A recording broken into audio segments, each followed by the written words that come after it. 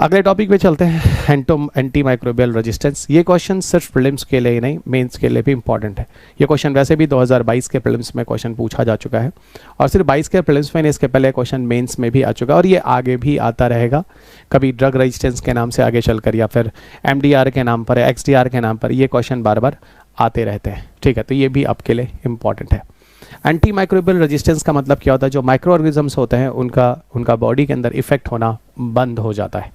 वही दवाइयाँ जो माइक्रो ऑर्गेनिजम्स को मार रही होती हैं, आगे चलकर वही दवाइयाँ माइक्रो ऑर्गेनिजम्स के लिए इफेक्टिव नहीं होती हैं, क्योंकि इन्हीं माइक्रो ऑर्गेनिजम्स में, जिन्हें हम पैथोजन कह रहे हैं, पैथोजन यानी जो डिजीज़ कॉजिंग एजेंट होते हैं, उनको प्रभावी नहीं होती हैं।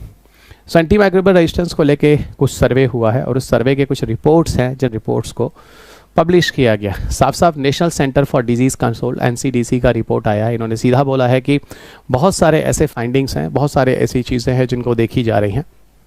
एंटी माइक्रोबियल रेजिस्टेंस का जो केसेस है देखा जा रहा है बड़ी मात्रा में। NCDC का सर्वे है कि 55% पेशेंट जो होते हैं, 55% वो एंटीबायोटिक्स जो हैं ले रहे हैं विदाउट किसी के प्रिस्क्रिप्शन से। सीधा कोई भी डाउट होता है, कुछ होता है, तो एंटीबायोटिक्स ले लेते हैं, है ना, किसी बीमारी को रोकने के लिए। सिर्फ 45% ही लोग हैं जो कि किसी ट्रीटमेंट के लिए लेते हैं, ना कि किसी संभावना में। यहाँ पर एक डाउट्स और चीज़ें होती हैं प्रोफाइलेटिक्स में, कि हो सकता मुझे बीमारी हो, बच जाऊँ मैं, इसके लिए पहले वो एंटीबायोटिक्स लेना शुरू कर देते हैं। और उनकी तादाद ज़्यादा है, देखो भारत में ज़्यादा है, लगभग 55% के आसपास ऐसे लोग मेडिसिन को ले जाते हैं।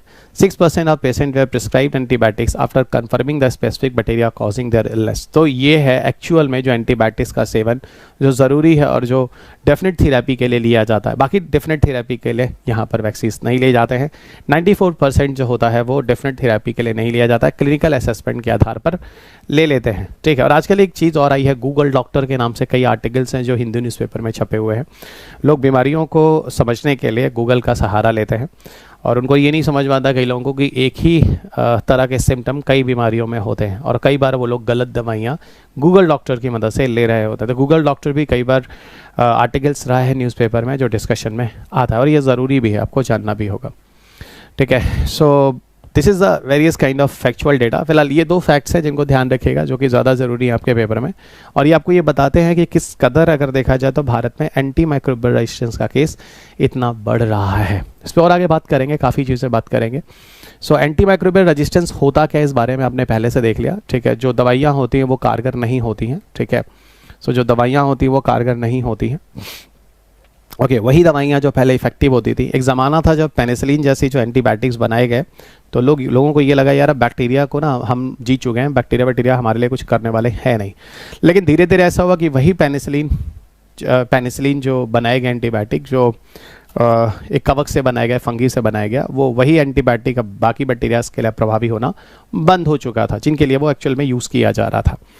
ठीक है, आगे चलकर बहुत सारे और भी एंटीबायोटिक्स बनाए गए, लेकिन ये कहीं ना कहीं बैक्टीरिया के अगेंस्ट में जो चीज़ ये हम कोशिश कर रहे थे कि अब दुनिया में बैक्टीरिया कभी किसी को प्रभावित नहीं करेंगे, वो चीज़ फिर दोबारा जाकर रिटर्न होकर आई है। वो भी कहीं ना कहीं एंटी माइक्रोबियल रेजिस्टेंस के फॉर्म में आप समझ सकते हैं। तो माइक्रोनिज्म्स को एंटी माइक्रोबियल ड्रग्स जो दिए जाते हैं उनमें रेजिस्टेंस आ जाता है इन्फेक्शंस के लिए। फैक्टर कॉजिंग AMR के बारे में बात करें तो एक्सेसिव और इनअप्रोप्रिएट यूज़ ऑफ एंटीबायोटिक्स जो होता है, ठीक है, वो एंटी माइक्रोबियल रेजिस्टेंस के पीछे कारण होता है। बहुत सारी चीज़ें हैं, छोटी छोटी बातों पे अब दवाइयाँ ले लेते हैं, एंटीबायोटिक्स ले लेते हैं, सिर्फ डाउट होने पर ही भी अब दवाइयाँ लेना शुरू कर देते हैं, गूगल डॉक्टर जैसी चीज़ों का जो उपयोग कर रहे हैं, दवाइयाँ ले लेते हैं। तो ये सारी चीज़ें कहीं ना कहीं आपके शरीर में इन माइक्रोबियल रेजिस्टेंस का केस बना रही होती हैं। इसलिए दवाइयाँ बहुत कोशिश करना चाहिए कम से कम लें।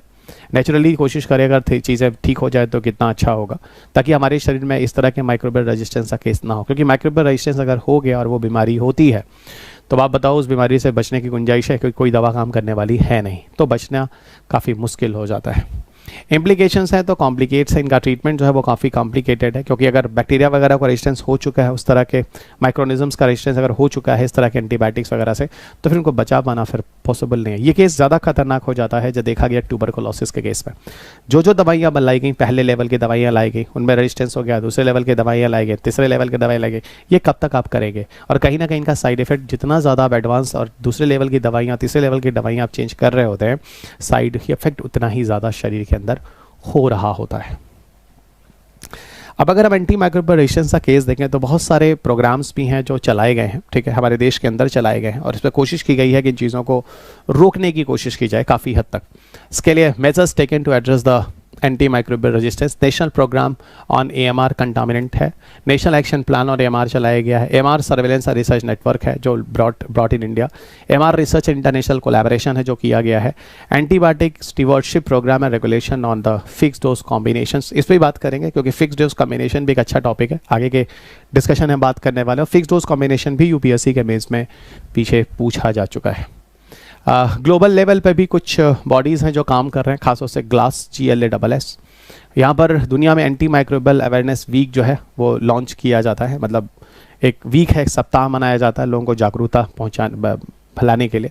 Global anti microbial resistance use surveillance system glass और ग्लोबल पॉइंट प्रिवेलेंस सर्वे मेथोडोलॉजी, ये सारी चीज़ें इंटरनेशनल लेवल पे भी लाई गई हैं जहाँ पर एंटी माइक्रोबियल रेजिस्टेंस को लोगों तक पहुंचाना है, समझाना है, जागरूक बनाना है इस तरह के केसेस को लेकर। इसके अलावा आगे भविष्य में क्या क्या चीज़ें हैं वे फॉरवर्ड अगर देखा जाए तो एक तो पब्लिक एजुकेशन कैंपेन है जो होना चाहिए, लोगों को इस बारे में जागरूक होना चाहिए। अब जैसे यही मेरी जो क्लासेस अगर ये वाली क्लिप्स अगर किसी के पास पहुंचती है तो समझता है इन चीज़ों को।